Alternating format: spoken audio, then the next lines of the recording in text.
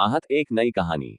भूमिका। आहत एक रहस्यमयी और रोमांचकारी शो है जिसमें भूतिया कहानियां और मानव मन के अंधेरे पहलुओं को उजागर किया जाता है।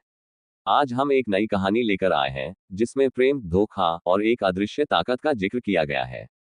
कहानी, एक अनजान साया। दिल्ली के एक छोटे से मोहल्ले में एक जानी मानी लेखिका सृष्टि अपने नए उपन्यास पर काम कर रही थी। उसका प्रिय मित्र और सहायक रोहन हमेशा उसकी मदद करता था।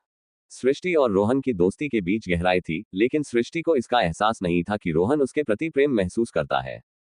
एक दिन जब सृष्टि अपने घर में काम कर रही थी, उसे अचानक एक अजीब सी आवाज सुनाई दी। शुरुआत में उसे लगा कि यह उसकी मर्जी के ख्याल हैं, लेकिन जब वह अपनी किताबों के बीच से एक पुराना पन्ना खोले तो उसे अजीब सा अनुभव हुआ।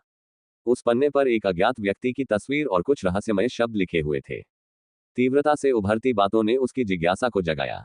अगले दिन सृष्टि ने रोहन को अपने अनुभव के बारे में बताया।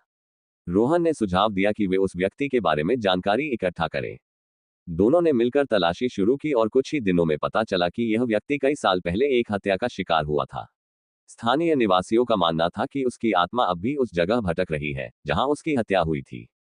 सृष्टि को यह कहानी इतनी रोमांचक लगी कि उसने निर्णय लिया कि वह इसका उपयोग अपने उपन्यास में करेगी। लेकिन जैसे जैसे वह इस कहानी की गहराई में जाती गई, उसे अजीब अलग सपने आने लगे। स्वप्न में वह उस मृत आत्मा को महसूस करने लगी जो उसे अपने दुख का कारण बताने आई थी। सृष्टि ने यह सब रोहन से साझा किया, लेकिन उसने परेशान होकर कहा, तुम बहुत गहराई में जा रही हो, इसे छोड़ दो। लेकिन सृष्टि का मन नहीं माना। उसने एक रात अकेले उस स्थान पर जाने का फैसला किया जहां आत्मा की हत्या हुई थी।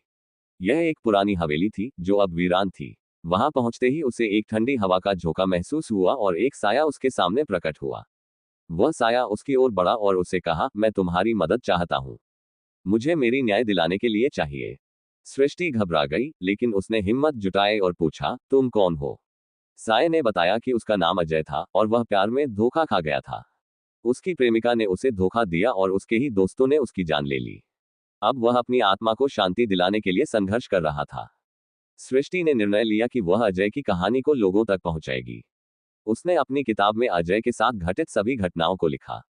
जैसे ही वह अपने उपन्यास को प्रकाशित करती है, अजय की आत्मा को शांति मिलती है। सृष्टि ने महसूस किया कि उसने न केवल एक कहानी लिखी है, बल्कि एक आत्मा को मुक्ति भी दिलाई है। समापन। सृष्टि ने अपनी किताब को एक नए दृष्टिकोण से लिखा और अपने अनुभवों को साझा किया। रोहन ने देखा कि उसकी दोस्ती अब एक नई दिशा में बढ़ रही है।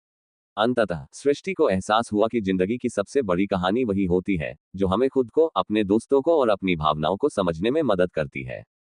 आहत की यह कहानी हमें ये सिखाती है कि कभी कभी हमें अपने डर का सामना करना पड़ता है और हम उन चीजों को जानने की कोशिश करते हैं जो हमें मजबूर करते हैं कि हम और बेहतर बने। इस कहानी का मकसद हमें ये बताना है कि सच्चे एहसास और रिश्ते हमारे जीवन को और भी खूबसूरत बना सकते हैं, जिसमें अंधेरों के बीच भी रोशनी की एक किरण होती है।